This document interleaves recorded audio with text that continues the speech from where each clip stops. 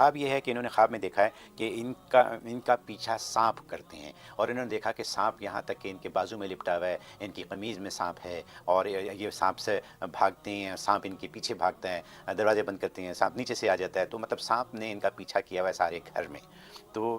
اور ایک یہ ان کا ہے، اور انہوں نے یہ بھی پوچھا کہ ان کے ہسبینڈ نے یہ دیکھا کہ ان کے پیچھے بھیڑیا لگا ہوا ہے اور وہ دوڑ رہے ہیں اور بھیڑیا ان کے پیچھے جا رہا ہے۔ تو اس خواب کی انہوں نے تعبیر پوچھی ہے۔ اللہ اکبر۔ پہلا جو سانپ والا خواب ہے، اس کے دو مطلب ہیں۔ ایک مطلب ہے کہ دشمن بہت ہے اور قریب ہیں، عزیز و قریب ہیں، بالکل دائیں بائیں جو بھی رشتے ہیں وہ دشمن ہیں، اور وہ کسی بھی طریقے سے آپ کو ہرٹ کر رہے ہیں، نقصان پہنچانا چاہتے ہیں، چغلی غیبت کے ذریعے سے یا جھوٹ یا بدنامی کے ذریعے سے،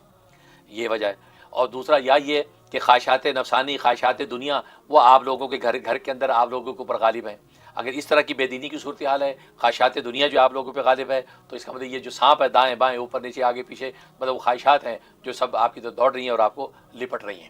تو دونوں صورتوں میں ان کا علاج بچنے کا یہ ہے کہ لا حول ولا قوت الا باللہ، یہ 101 دفعہ مغرب کے بعد پڑھنا ہے اور پڑھ کے بدن پہ دم کر لینا ہے، انشاءاللہ ہر طرح کی جو حملے سے آپ محفوظ رہیں گے۔ اور دوسرا ہسبینڈ نے خواب دیکھا ہے بھیڑیا پیچھے لگا ہوا ہے، اس کا مطلب کوئی مکار دشمن ہے، کوئی دشمن ہے جو دوست بن کر آپ کے ساتھ چل رہا ہے، لیکن وہ اصل میں مکر کر رہا ہے اور آپ کو کسی بھی ذریعے سے نقصان پہنچانے کی کوشش کر رہا ہے، لیکن ابھی فی الحال آپ اس سے بچے ہوئے ہیں اور وہ پیچھے اور آپ آگے ہیں۔ لہٰذا اس سے بچنے کا طریقہ یہ کہ سورت قمر کی آیت نمبر 45 یہ 41 دفعہ روز ان معلوم نامعلوم دشمنوں کا تصور کر کے پڑھیں، اور پڑھ کے جو ہوا میں 3 دفعہ پھونک دیں جیسے ان کے اوپر پھونکا ہے، اور اس کے بعد حفاظتی دعا کر لیا کریں۔ 41 دن پابندی سے کر لیں، انشاءاللہ ہر طرح کے دشمن سے محفوظ ہو جائیں گے۔ بہت بہت شکریہ حضرت۔